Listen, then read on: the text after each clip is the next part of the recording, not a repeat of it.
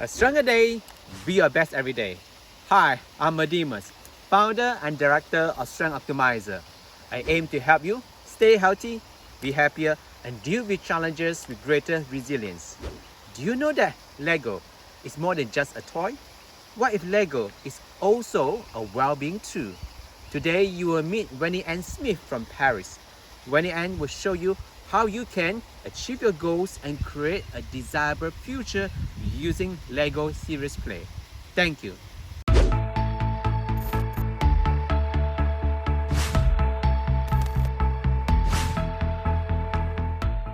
Hi, I'm Adimus, founder and director of Strength Optimizer. Thank you for watching Strength Optimizer, the Science Up Your Wellbeing series. Today, we have Wendy-Ann Smith joining us from Paris, France. Wendy-Ann is a registered psychologist in France in Paris and a trained executive life coach. She has co-authored a number of chapters on positive psychology and coaching, and one for positive leadership in an edited book called Positive Psychology Coaching in Practice. She is also lead editor of another new textbook called Positive Psychology Coaching in the Workplace, which is a 30-chapter textbook covers a vast areas of positive psychology coaching and is due to release, I believe, in the end of 2021. Wendy is also the founder of Eclorev, a coaching consultancy firm based in Paris. She's passionate about projects that support the creations of thriving communities and enhancing workplace well-being. I'm so grateful that you can join us today, Wendy-Ann. How are you doing? A little bit nervous, but otherwise very well. Thank you. Me too, me too. Once again, thank you for taking the time, especially to share with us how Lego Serious Play can help us achieve our goal and create a desired future for ourselves. So I understand that you are a registered psychologist who specializes in positive psychology coaching. Can you tell us what positive psychology coaching is, Wendy? Yeah, I'd like to start actually with the fact that I'm a little bit uncomfortable with the title of positive psychology coach. And that is because fundamentally I am a coaching psychologist. So I'm a coach and I have an interest in positive psychology. And basically that is what positive psychology coaching is. It is about having a coaching conversation that has well-being or positive psychology at its core, a part of the coaching process, a part of the coaching conversation. I see. Yeah, and I guess that perhaps for a lot of listeners out there, maybe people are more familiar with the term clinical psychologist or a counseling psychologist. And I guess that it's really great that you'll be able to give us another perspective. You know, what is, again, when you talk about you're the coaching psychologist. Yeah, well, coaching psychologist really is just about a coaching. So the coaching conversation, asking questions to build awareness and to help facilitate change in the coachee. But as the psychologist part of this title means that all of my coaching is really founded in all of my knowledge of psychology, whether that be theory or practice. And I recall a Tony Grant talking about this very topic actually in a webinar, and his thoughts were, and perhaps he's kind of accurate here, is that all coaching has psychology in it. Yeah. Whether someone has been trained specifically in psychology or not, that there is psychology in it. But the psychologist makes sure that the psychology is in it. They have an understanding of the evidence and the science. But the primary difference is that a psychologist will bring case conceptualization to the coaching, which if someone hasn't got a psychology training background, they may not bring that to the coaching. And that case conceptualization helps build a deep understanding of what's going on for the coachee. Yeah, excellent. And I guess that you mentioned something that's very pertinent when it comes to the aspects of coaching psychologists is that there's a lot of rigorous training and study behind it. And the coaching practice is actually based on scientific evidence, or what we call evidence-based practices as supposed or compared to someone say that I am a coach and I coach you based on my personal life experiences or my personal philosophies or my personal opinions. Whereas as a coaching psychologist, I can say that because of the rigorous trainings that you have, and therefore the coaching conversation once again has a lot of rigorous scientific studies to back it up. Would it be a fair summary here, Wendy-Ann? Yeah, it's a fair summary. But, you know, even as a coaching psychologist, you might have a particular leaning towards a particular style or a theory, but it is just about having that that scientific knowledge to support what you're doing.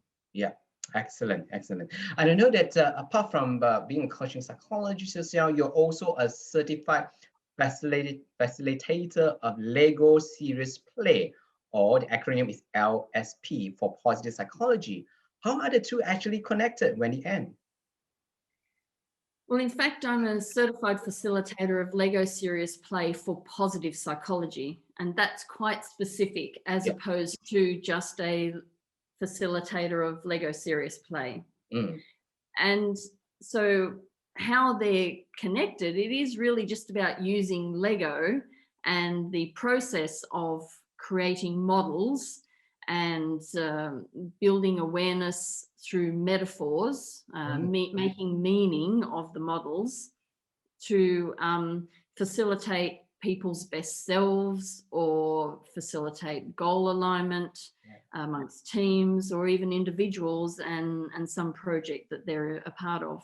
So there are lots of alignments, and I think Lego serious play for positive psychology, well, adding positive psychology to it, has just brings an extra depth of understanding of what Lego can do for individuals and teams within coaching conversations. Yeah, personally, I reckon this is a very innovative type of approach of combining Lego series play with positive psychology. And then correct me if I'm wrong, I guess that the traditional coaching all the time based on a lot of conversations. Well, with Lego series play, you talk about this involved creations of models using metaphors. So it's more the not only in terms of it tap into our cognitive processing of the thinking, but also the whole tactile sensations and imagination and creativity. Is that right? Yeah, it kind of, it pulls in play, the idea of play to create some space from your intrapsychic world and to an outcome. And so part of that means that you have psychological safety, and it allows you to explore some of the emotions and the ideas and build on the creativity. So and I want to say though that Lego series play in relation to coaching is only a tool. I say only a tool. It is but just one tool. It's not the whole coaching conversation that you would have. Even if you were to be using Lego series play with positive psychology within teams, it's only one part of the teamwork that you would be doing. It's not all of it. And I think that's an important point for people to understand.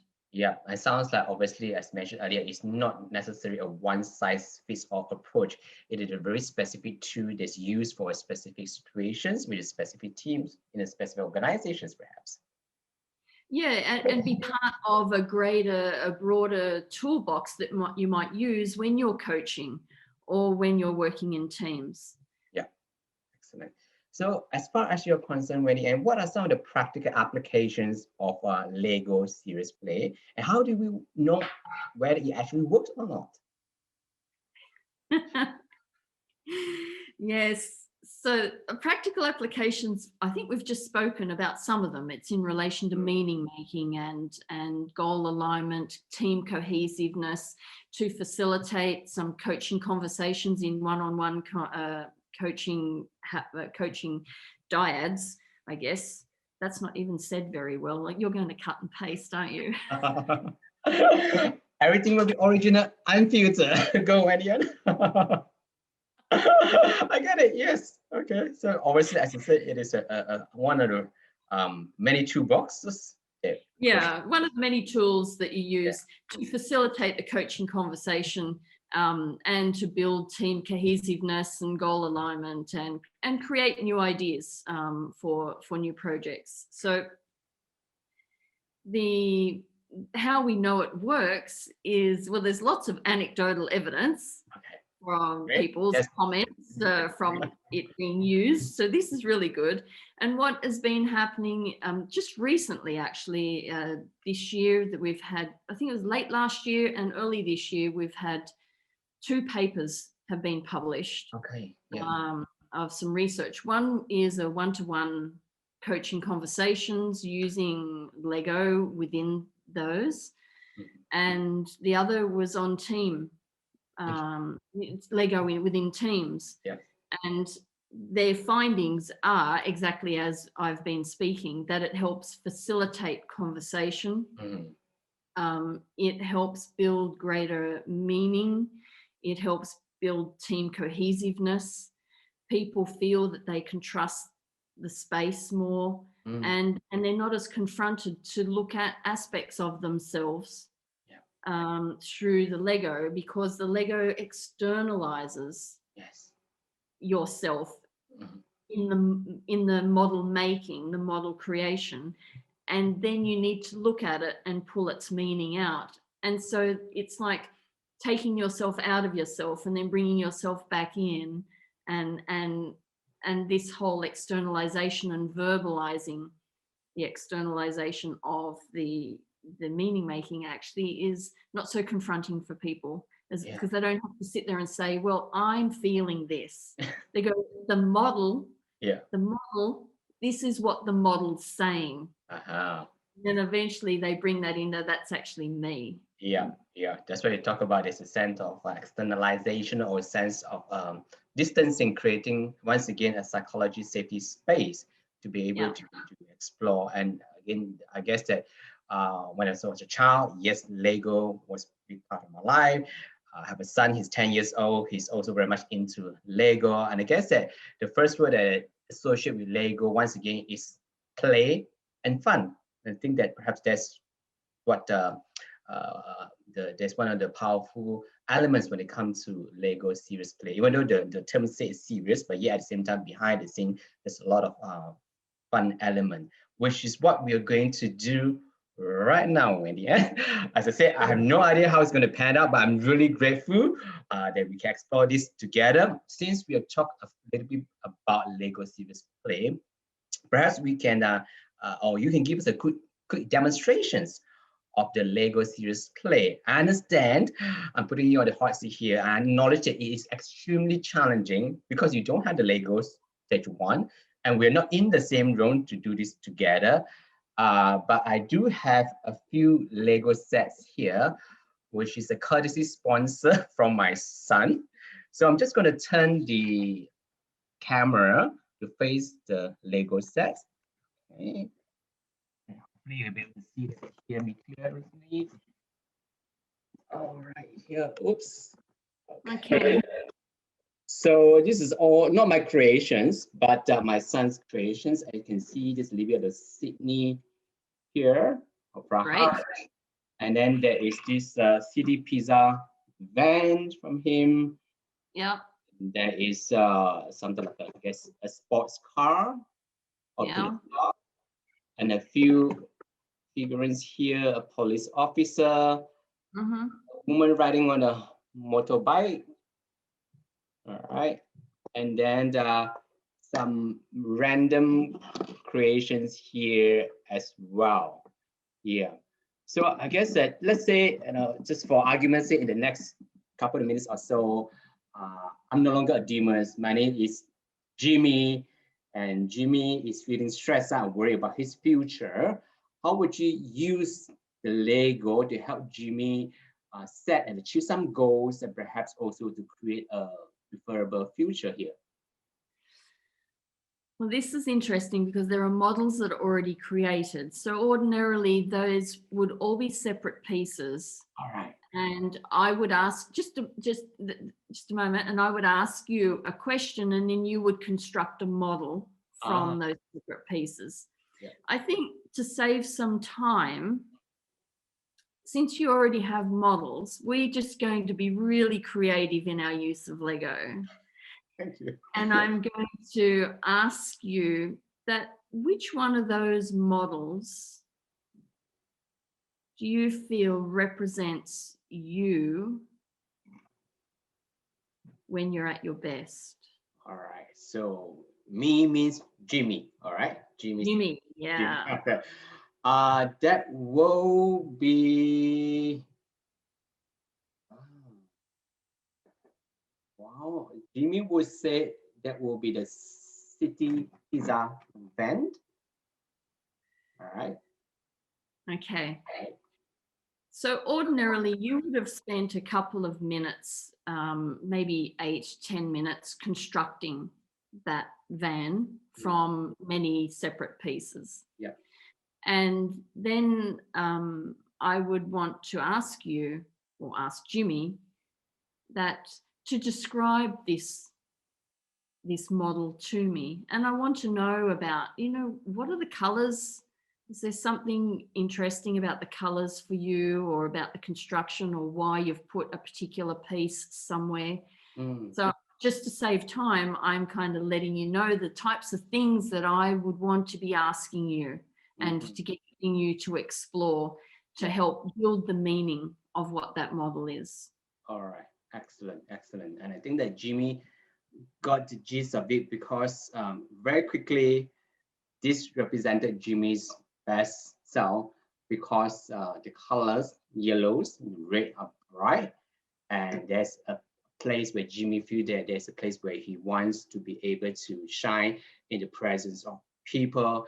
And the very strategic sign called City Pizza is also represent Jimmy's mission, that he wants his I guess that life goals to be really clear, clear to himself and clear to others as well. So then when people look at him, then Jimmy will be known as someone. Let's say that, for example, someone who's really great in playing basketball, or someone who's really great in accounting or in finance, whatever field Jimmy is in. And yet at the same time, there's also, this van is also very versatile. You can open it up. And one of Jimmy's passion is to help people. So that's why he used the word City Pizza, that as a term that will be able to nourish people. Food always brings joy or brings people together. That's why he created this model, which represent like a food truck of vans, because he desired to be connected and belong to a greater purpose than himself, rather than just doing a job. He wants his job to be a calling, and he wants to be mobile, like the van, to go whenever there's a need. He wants to be there. So there's a quick summaries of Jimmy's conceptualization behind this food van. Great. I would want to ask you another question about that model, and it's in relation to the door that opens up. It's like, is there any significance to that? Well, both sides. There we go. Yeah. So you don't have to answer that necessarily, but this is something else that I might want to ask. I've noticed that there's this other part of that model that hasn't had any mention other than the fact that there are insides and what the insides mean. But perhaps there's meaning in relation to the doors and the way they move, and the fact there's one on each side, etc. So there's lots and lots of parts to the model that you can explore to elucidate meaning. Excellent. All right. I'm just going to turn the camera back and away from the Lego set. I think that you've done a fantastic job here, Wendy-Ann. All right. I can certainly in this situation, Jimmy. Okay, when I put on a hat as a Jimmy, but certainly felt there's a multiple layers of depth of, I guess, processing and thinking and imaginations through the set of very specific questions that you ask.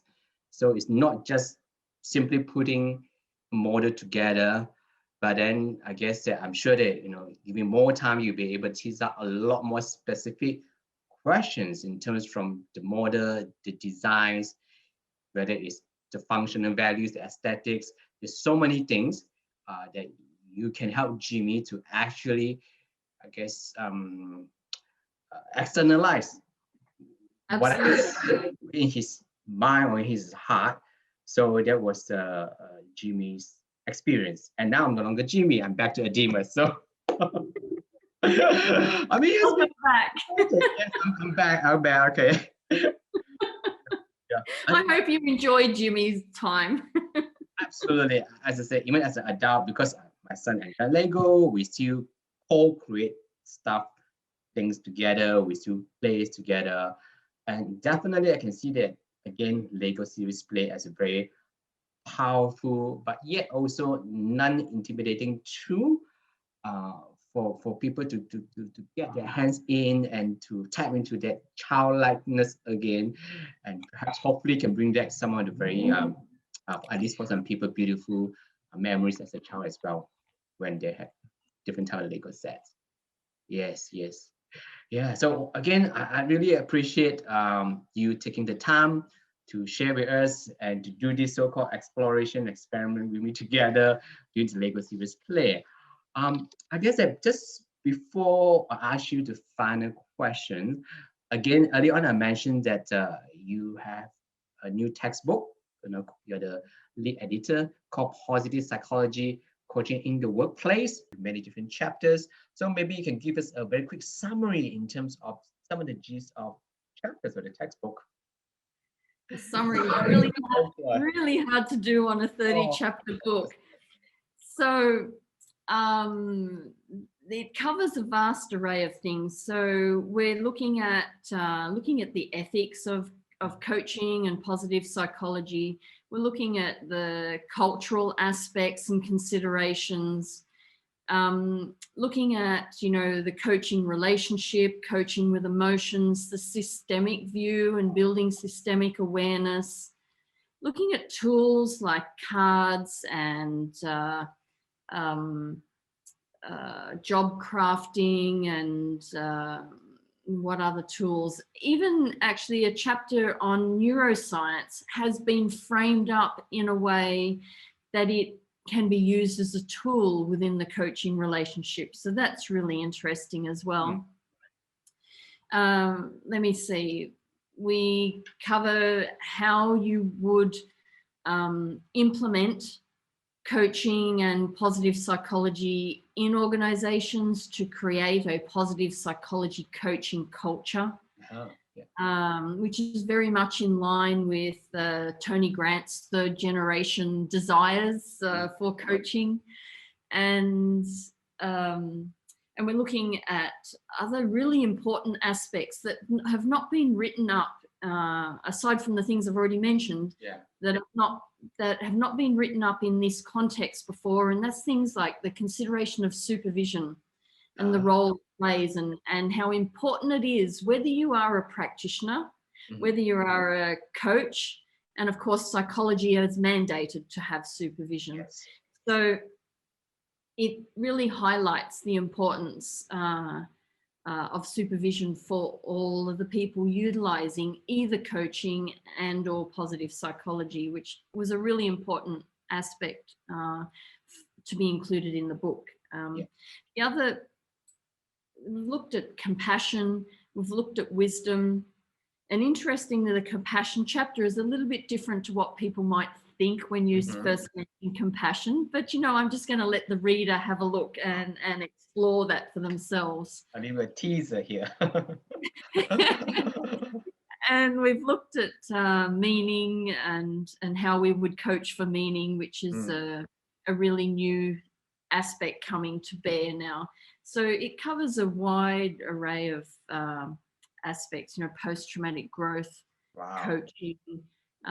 And the other important aspect about this book for me, when I was thinking about it and bringing in all the authors and constructing the chapters, was that it covered the broad range of organizations and workplaces that we can be in. And that was an important aspect for me to have included, because so often this work that we do, everyone focuses on the big money aspects, the corporate world. And I understand that we need to live, we need to earn money. But, you know, fundamentally for me, this stuff that we do around positive psychology and coaching, it's not just for those elites who can, the financial elites, you might say. It is for everyone, because the world over needs to be focusing on the well-being and switching their mindset to one that's more growth oriented and appreciative, and it takes work. So we've focused on the entrepreneur, the non-profits, the military, the corporate, of course, with the education sector. So this book actually has purposely covered in practice across a broad range of workplaces, which has been one of the really important aspects for me to have included in this book. Yeah. Fantastic, wonderful, succinct summary there, Wendy-Ann. In a nutshell, it is a must-have, must-read book for the academias, researchers, or even practitioners, because it covers so many chapters, so many areas, and so many resources as well. So thank you once again. Just one last personal question for you, Wendy-Ann, got nothing to do with coaching psychology. What is one thing that you have been doing this week to look after your well-being? You know, I want to say that has everything to do with positive psychology, or just psychology, actually. We could get rid of positive and just psychology. It has everything to do with that. What I've been doing, one thing, I did a number of things actually, but one of them, I connected with family, friends and colleagues, and all three of them yesterday. I did do that. And I went for a walk, and I swung in my hammock. So how good is that? The well-being combo or triplet there. Well, anyway, that's all the time that we have for today. Once again, thank you for joining us, Wendy-Ann. And if you want to engage Wendy's coaching and training in positive psychology coaching, make sure you visit her website at eclorev.eu. All right, hopefully I pronounced that correctly. So it's ECLOREV.EU, Eclorev. Yep. So thanks for watching. I'm Adimus from Strength Optimizers. We are here to bring out the best in you by optimizing your strengths. Have a wonderful day, everyone. Thank you and ciao. Thanks, Wendy-Ann. Thank you so much.